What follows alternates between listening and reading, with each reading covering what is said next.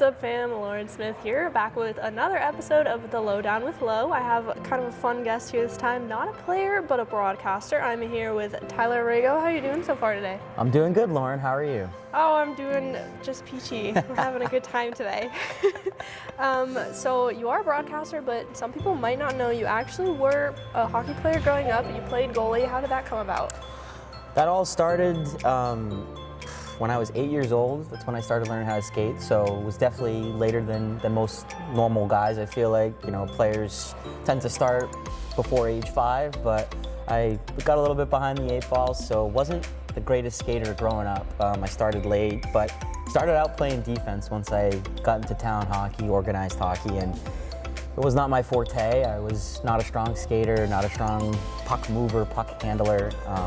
Only ever had one career point, one career goal, so didn't really feel like I impacted the team very much and didn't really have a whole lot of fun doing that. But goaltending was always something that kind of drew my attention, and whether it was just how they moved out there, how they looked, I thought it all looked very, very cool, very appealing. And so I begged and begged my parents, and obviously equipment, very expensive. In general, hockey, very expensive, but begged and begged and begged, and they told me no, no, no a bunch of times. And it wasn't until I was 12, I was like in Pee Wee hockey, and our goalie didn't show up for a game, and my coach went around the whole locker room asking every player, you know, do you want to fill in? Everyone said no, except for me. So I got suited up, a bunch of mismatched gear and old gear. It smelt, it was musty stuff, but they dressed me up in the gear. I still had my player helmet on and my player skates on, and I waddled out onto the ice, and I'll never forget it. We lost 12-1. We scored first, so we had a 1-0 lead to work with for a little bit, but I'll never forget that experience. It was at Mount St. Charles, so very like famous school, rink, all that stuff. We got shelled, and our goalie never showed up again for another game or practice, so there I was. You graduated from Franklin Pierce. What kind of led you to that major? Honestly, it all kind of materialized pretty quickly when I look back and think on it. I originally wanted to be a teacher. That was my first line of thinking for what I'm going to major in at school and what I want to. Fun time, first day of school. How do you pronounce your name? I really wanted to be a history teacher at that too. So I thought I could combine two things that I enjoy and make that my life, make that my career. I don't know what kind of steered me away from it. You know, teaching is obviously a difficult profession. Have a ton of respect for teachers. I always liked to write though, so kind of shifted from teaching to more journalism, and then from journalism, more of a concentration into sports. And at the time, Franklin Pierce, they were rolling out. It was a brand new major at the school, specifically called sports media. So once I heard about that, through my parents, we checked the school out. It was the last college that I ended up visiting. First one to accept me. I remember getting that letter in the mail. It was one of the happiest days. It was such an exciting time, and once I basically committed to going there, the school right away allowed for me to get right at it and get right into it, and really helped me kind of confirm that I made the right choice and I'm in the right spot, and I like this, and took it as a freshman and kind of grabbed that baton and just, I'm still running with it, so I'm still running with it. Who have been some of your biggest influences to kind of get you there? Biggest influences, there's definitely a lot. Professionally, any broadcaster would definitely tell you that they look up to various people and model themselves after various people. I think, you know, growing up in Massachusetts, a Boston sports fan, very, very fortunate to, through watching the teams that I root for, you know, we've had so many great broadcasters that have worked in that city, and Dave Gosher is one that comes to mind for me. I listened to him for years on 98.5 for Bruins games, and you know, he's almost like a part of my childhood, I feel like, because of some of the calls that he's associated with. You know, them winning it in 2011, you know, his duck boat, get the duck boats ready call, you know, I'll never forget that. His call of Bergeron's goal in 2013 against the Maple Leafs, things like that. And so getting to really listen to him growing up, that was kind of who I originally modeled myself after, and I still do to this day. And Vegas, super lucky to have him out there. Any Golden Knights fans that might watch this, you're very, very fortunate. He's certainly one. And then from a national standpoint, the usual suspects, guys like the great Mike Emmerich. Doc was such a figurehead for so many decades in this sport, such an iconic voice. Oh, yeah. And then John Forsland would probably round that out. Love that name. You'd be familiar with him, of course, with the Canes. And he's another one that, I just remember hearing so much because watch games on NBC and he was such a prominent voice, especially over the last decade, as NBC's kind of second guy behind Doc. So those two were, if you were tuning into a playoff game, Stanley Cup playoff game, you were bound to hear one of them. Oh, yeah. And those were the guys that they stick with you over all these years, and it's a testament to how good they are. So naturally, I felt inclined to, model myself a little bit after them as best I can. You've racked up quite a list of notable experiences so far in your broadcasting career. Which one would you say has kind of been your favorite or sticks out the most to you? There's definitely a lot, and I'm definitely fortunate to be able to say something like that in such a short time that I've been doing this, that I've been able to experience some really cool things in 5 or 6 years of doing this. But definitely one that I'll never forget is my senior year at Franklin Pierce. Our women's hockey team was going up against St. Anselm in the it was a Newha playoff game, semifinal game for the New England Women's Hockey Alliance. And winner plays in a championship game. So a lot on the line. And so you already have that going into it. You're already pretty jazzed up for that and ready to go. Game goes into overtime after 3 periods at 1-1. So now it's an added bonus. This is an airtight game. Now we're going into OT, and the next goal is going to punch someone's ticket to a championship game. Yep. So I'm feeling all sorts of emotions up in the booth because it's my senior year. I would love nothing more than for us to bury a game winner and for me to call a championship game and for them to go and play in that. So feeling all these things, and 1 overtime became 2, 2 became 3, 3 became 4, 4 became 5.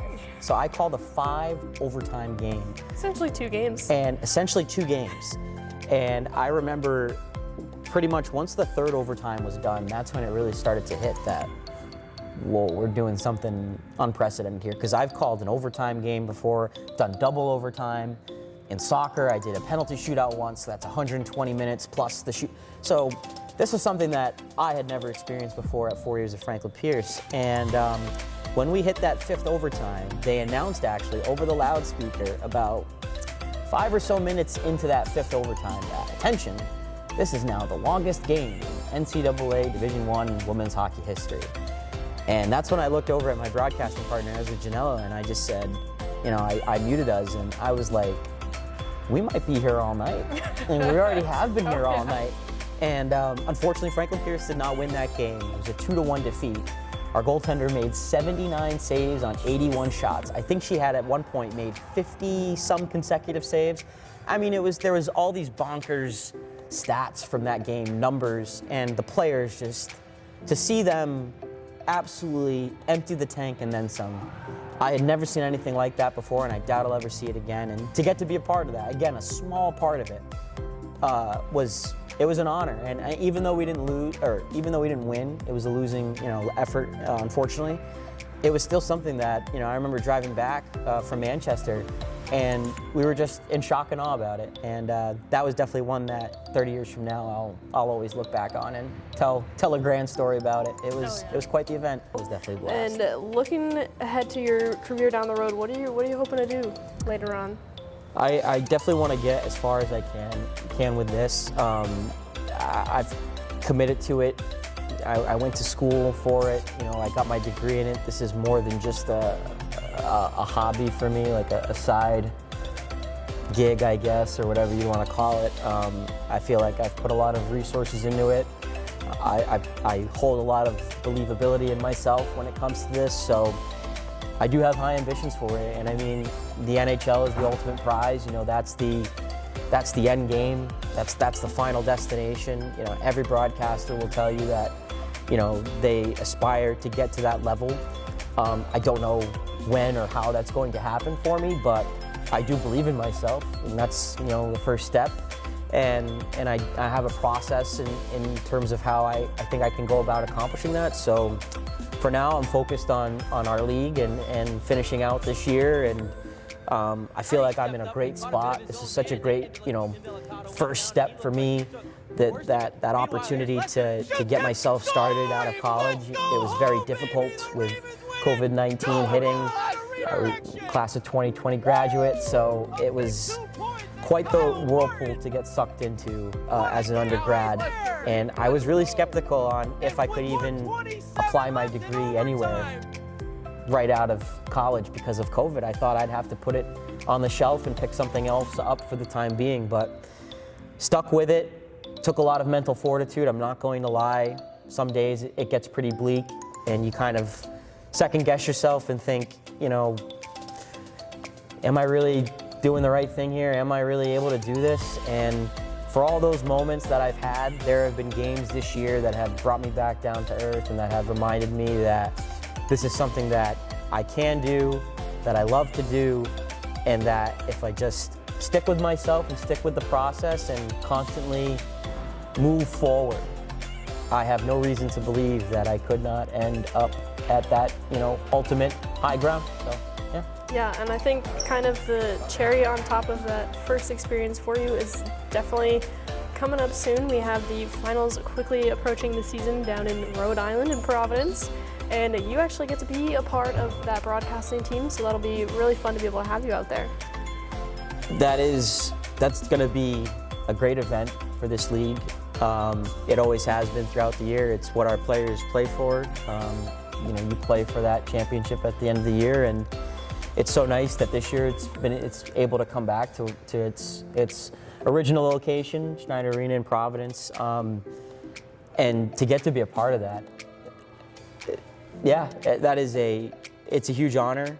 And obviously, you and kind of myself a little bit have a bit of a unique kind of situation because we get to really learn about these guys and kind of pull those human interest stories, because obviously a lot of times people see them as the athletes, people see them as hockey players, but there's a lot more to them when you really kind of do the digging and you get to kind of have conversations with them or hear from their teammates about them. So it's always kind of fun to be able to share those stories, and especially with me in my interviews and you with sharing some tidbits during your broadcast. And I think one of the ones that definitely has stuck out to me this season, and I feel might kind of hit with you a little bit too, was I believe it was November or December, sometime towards the end of the first half of this season, Aiden Parker that we mentioned earlier, the Walpole Express P team.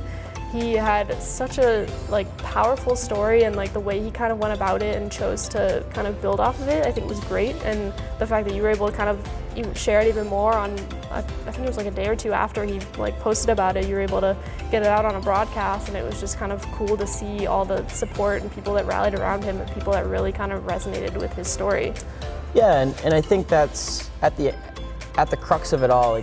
That's really what this job is all about. It's about telling stories and telling those narratives and delivering that to an audience, regardless of how large or small that audience is. So I always will take that approach, and this is a game that it's played by human beings, and at this level, junior hockey level, it's even more unique because it's played by young men, and I feel